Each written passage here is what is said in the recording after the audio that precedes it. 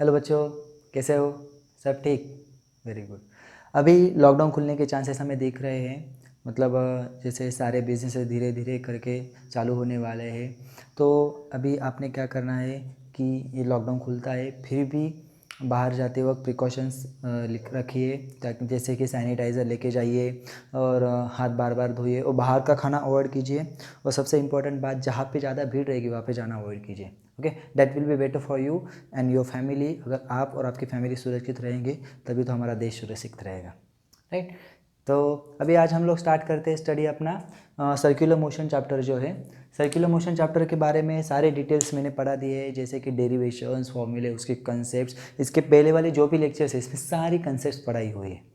Okay, तो आपने क्या करना है कि वो लेक्चर्स देखने हैं जिसमें कोई भी कंसेप्ट में डाउट हो। मान लो बैंकिंग ऑफ रोड है या फिर सेंट्रीपिटल सेंट्रीफ्यूगल फोर्स है, ऐसे जो भी टॉपिक्स है, अगर आपको वहाँ पे कोई भी डाउट आता है तो आप उस लेक्चर में देख सकते हो। फिर भी आपको कोई डाउट आता है मुझे बताइए, मुझे कांटेक्ट कीजिए, मैं आपको फिर से उसको और इजी लैंग्वेज में प्रोवाइड करने की कोशिश करूँगा। ओके, चलो आज हम लोग स्टार्ट करते हैं हमारे एमसीक्यू, जो कि जेई, नीट, सीईटी, अलग अलग स्टेट की जो एंट्रांस रहती है उसमें काम आ सकते हैं। सारे क्वेश्चंस आज हम लोग को सॉल्व करेंगे। ओके, सो उसमें से जो भी क्वेश्चंस मैंने चूज़ किए वो क्वेश्चंस मैं यहाँ पे करूँगा और नीचे दिए हुए एक लिंक है उस पर आपने क्लिक करना है। वहाँ पे एक पीडीएफ फाइल ओपन होगी जिसके क्वेश्चंस आपने सॉल्व करने हैं और उसके आंसर की भी मैंने वहाँ पे दी है।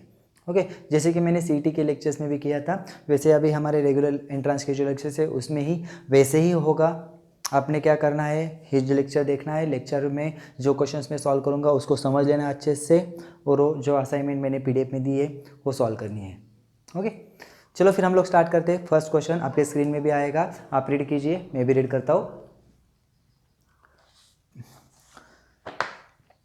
The magnitude of linear acceleration, a particle moving in a circle of radius 10 centimeter with uniform speed completing the circle in 4 second. मतलब टाइम जो है हमें 4 सेकेंड दिया है एंड रेडियस इज 10 सेंटीमीटर।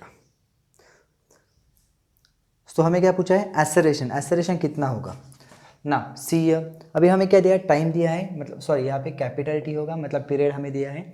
सो एक टी मतलब 4 सेकेंड में वो सर्कल कंप्लीट कर रहा है और रेडियस है उसकी 10 सेंटीमीटर। एक्सेलरेशन कितना होगा तो हमें निकालना है। सो हमें एक्सेलरेशन का फॉर्मूला पता है। एक्सेलरेशन मतलब सेंटीमीटर एक्सेलरेशन होता है v²/r। सो v² का फॉर्मूला तो हमें लर्न नहीं है, मतलब वी हमें दिया नहीं है, सॉरी।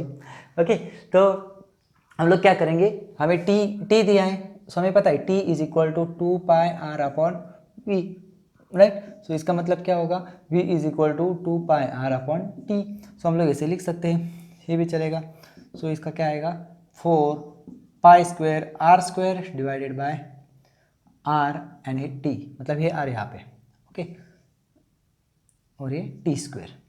ओके, सो एक आर कैंसिल हो गया। सो हो जाएगा 4π² r कितना है हमारे पास 10 और टाइम है हमारे पास 4 × 4 है, 4 कैंसिल हो गया, मतलब ये कितना हो जाएगा 2.5π² सेंटीमीटर स्क्वायर पर सेकेंड, सॉरी सेंटीमीटर पर सेकेंड स्क्वायर, सेंटीमीटर पर सेकेंड स्क्वायर। ये हमारा आंसर है, आप ऑप्शन में देख सकते हो। ओके, चलो फिर हम लोग नेक्स्ट क्वेश्चन सॉल्व करते हैं। A can fill with a water is resolved in a vertical circle of radius 4 meter and water just not fall down. The time period of revolution will be 1 second, 10 second, 8 second and 4 second। मतलब एक can fill किए हुए जो revolve कर रहे हैं vertical circle में और उसका रेडियस है 4 मीटर। सो वाटर जो है फॉल नहीं होना चाहिए, मतलब वर्टिकल सर्कुलर मोशन हमने पढ़ा है बोर्ड्स के लेक्चर में, आप देख सकते हो। तो उसमें वो नीचे ना गिरे इसके लिए कितनी वेलोसिटी वहाँ पे, सॉरी कितना टाइम वहाँ पे पीरियोडिक टाइम चाहिए, मतलब वेलोसिटी से ही रिलेटेड है। ओके, नाउ सी अभी हम लोग देखेंगे सेकेंड क्वेश्चन में हमें पीरियड पूछा है और उसके लिए हमें दिया है radius 4 metre. Vertical circular motion है, वर्टिकल सर्कुलर मोशन मतलब यहाँ पे जो सबसे कम वेलोसिटी हम लोग लेंगे v कितना होता है यहाँ पे √v/r, क्योंकि वाटर वहाँ पे फॉल नहीं होना चाहिए, ऐसा हमें पूछा है। ओके, सो हम लोग क्या करेंगे, t is equal to 2πr upon क्या होता है v, और यह हो जाएगा 2 पाई आर अपॉन वी मतलब root of R G. So ये हो जाएगा 2 पाई इंटू आर, आर कितना रहेगा यहाँ पे 4 डिवाइडेड बाय ये हो जाएगा 4 into ji.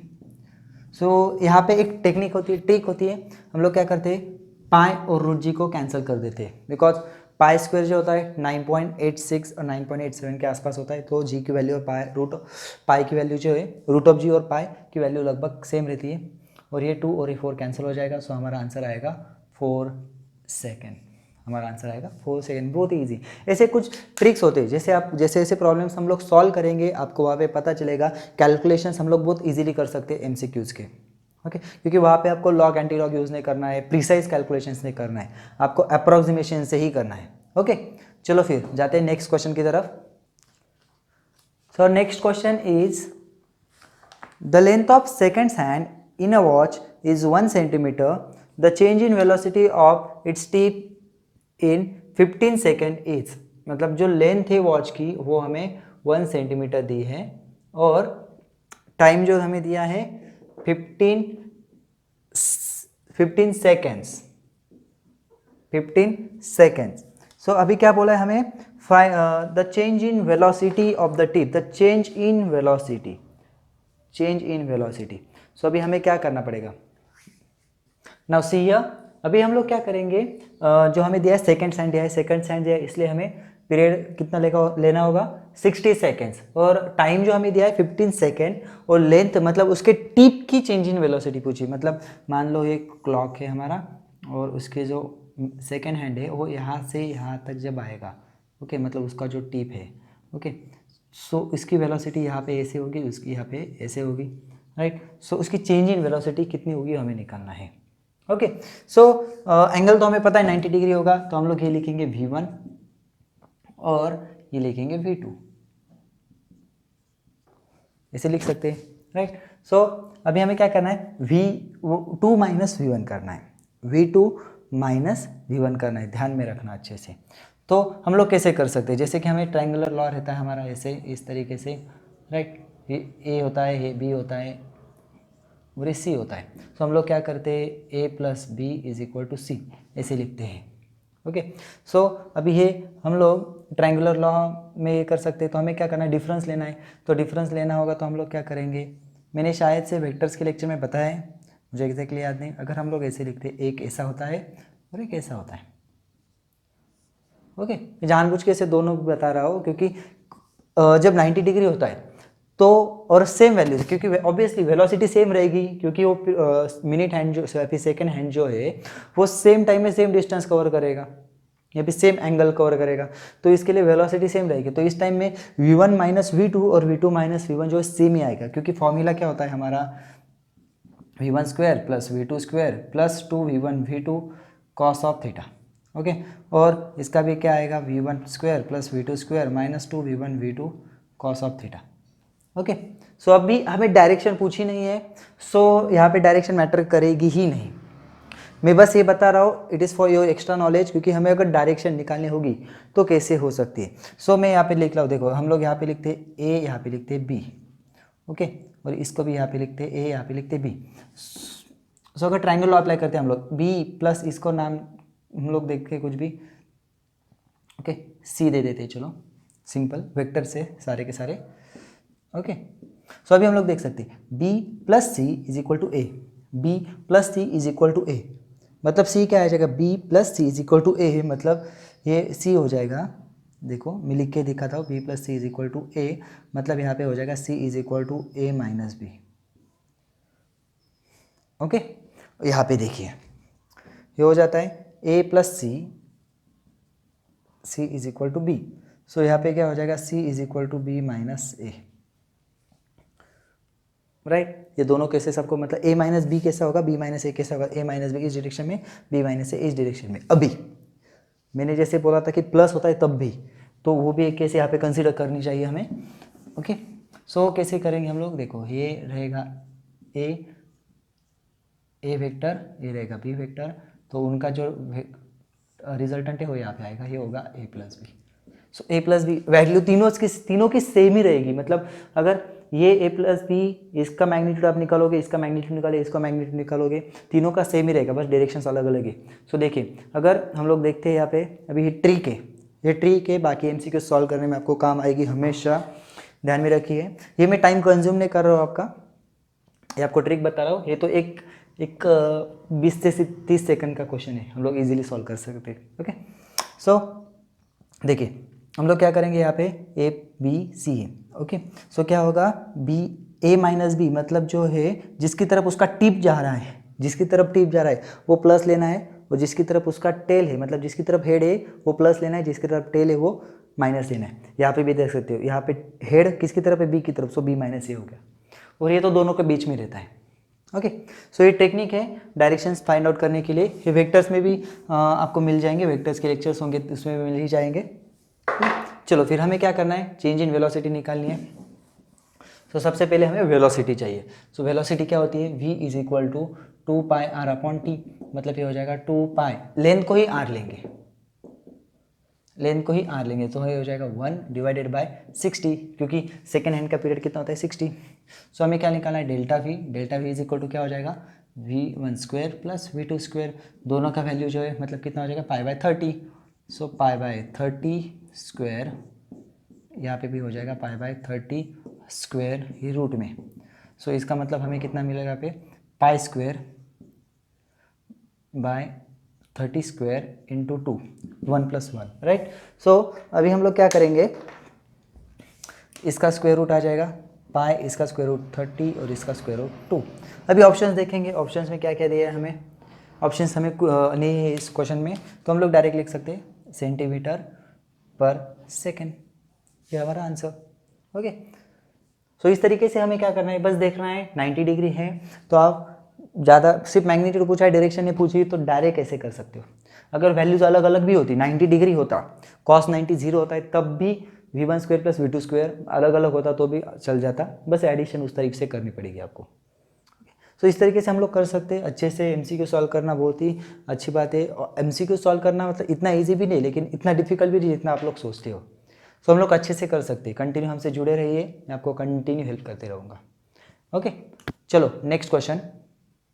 An aircraft executes a horizontal loop of radius 1 kilometer with a steady speed of 900 km per hour. The ratio of centripetal acceleration to that gravitational acceleration, मतलब यहाँ पे जो है सेंट्रीपिटल एक्सेलरेशन और gravitational acceleration in दोनों का ratio वहाँ पे पूछा है। When speed is 900 kilometre, speed is 900 kilometre per our and the radius is 1 kilometer.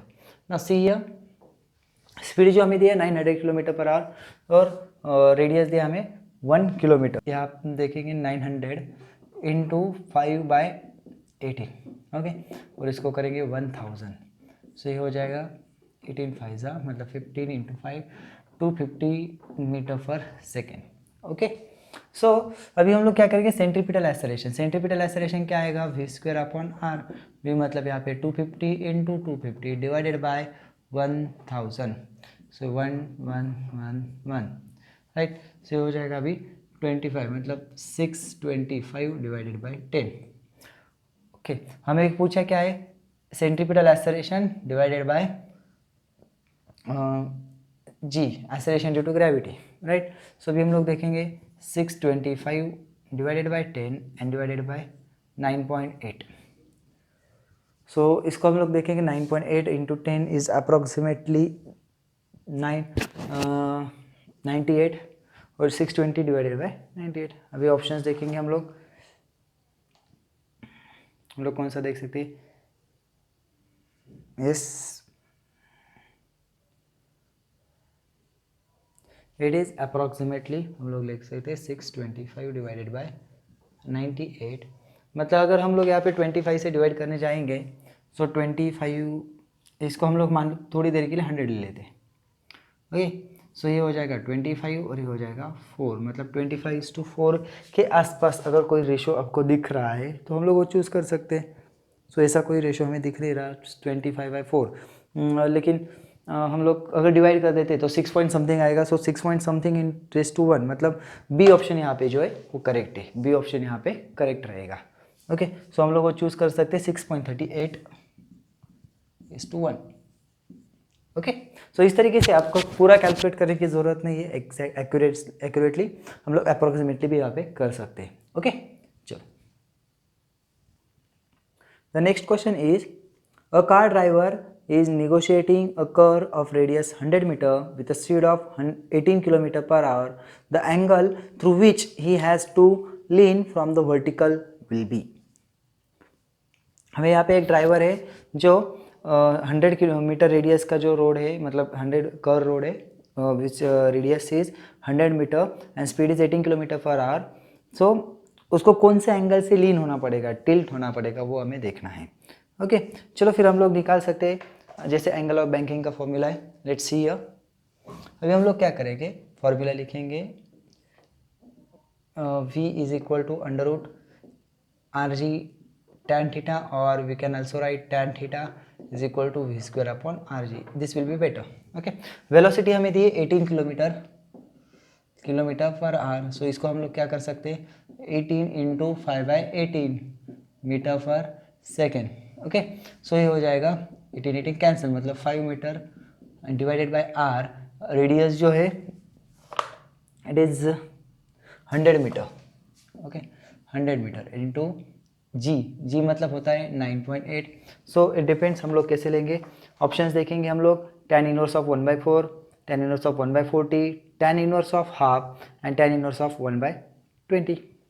सो यहाँ पे अगर हम लोग देखा जाए, सो 25/4 मतलब it is approximately 1/40। Okay, so हमारा आंसर जो रहेगा that will be theta is equal to tan inverse of 1/40। ये ऑप्शन हमारा करेक्ट रहेगा। अप्रॉक्सीमेटली यहाँ पे लिया गया है, मतलब जी जो है 9.8 की जगह यहाँ पे 10 कंसिडर किया गया है। ओके, सो ये बात हमने ध्यान में रखनी है। ऑप्शंस के जैसे आपको आंसर ढूंढना है। ओके, आंसर निकाल के ऑप्शंस में चूज नहीं करना है, आपको ऑप्शंस के तरीके से आंसर निकालना होता है। ओके, चलो next question, the maximum speed at which a car can turn round a curve of 30 meter radius on a level road if the coefficient of friction between the tires and the road is 0.4 will be 10.84 meter per second, 17.84 meter per second, then C 11.76 meter per second and 9.02 meter per second. Okay, so अभी हमें radius जो दी है 30 metre and the coefficient of friction यहाँ पे दिया है 0.4 and velocity is ask. तो हमें पता है वेलोसिटी का फॉर्मूला जो होता है v is equal to √μ/g। So हम लोग देखेंगे यहाँ पे 0.4 इंटू 30 इंटू 9.8। सो अभी क्या करेंगे, हम लोग ऑप्शंस की तरफ भी देखेंगे और थोड़ा सा इस पर भी अप्रोक्सीमेशन थोड़ा ध्यान देंगे। ये हो जाएगा 12 इंटू 9.8, मतलब इसका भी अप्रॉक्सीमेटली हम लोग देखेंगे 12 इंटू 9.8 मीन्स अराउंड 118 के आसपास हो सकता है, 118 115 के आसपास हो सकता है। ओके, सो उसका रूट अभी हमें क्या करना है, ऑप्शंस में जाना है। ऑप्शंस अगर हम लोग देखेंगे 10.84, 11.74, अभी 10 का स्क्वायर जो है वो 100 है और 11 का स्क्वायर 121, मतलब ये हो सकता है। ओके, 17 का स्क्वायर जो है वो बड़ा है इससे 289, राइट। 11 का स्क्वायर भी 121 है, मतलब वो भी नहीं हो सकता, 11.76 है, मतलब 121 से लेके 144 के बीच में तो नहीं होगा। सो हमारा ऑप्शन जो रहेगा वो ए रहेगा। सो फिर हम लोग कौन सा चूज़ कर सकते हैं, it is 10.84 metre per second. इस तरीके से करना है, मतलब यहाँ पे क्या किया मैंने, इसका आंसर अप्रॉक्सीमेटली 1115 से लेके 1118 17 आ सकता है। ओके, सो इसका स्क्वायर रूट जो है वो बिटवीन 10 to 11 रहेगा। सो 10 to 11 के बीच में जो भी ऑप्शन आपको वहाँ पे सिंगल ऑप्शन है तो आप डायरेक्ट चूज़ कर लो, कैलकुलेट मत करो। ये होते हैं कैलकुलेशन ट्रिक्स। तो इस तरीके से हमने ऑप्शन चूज़ करने हैं। ओके।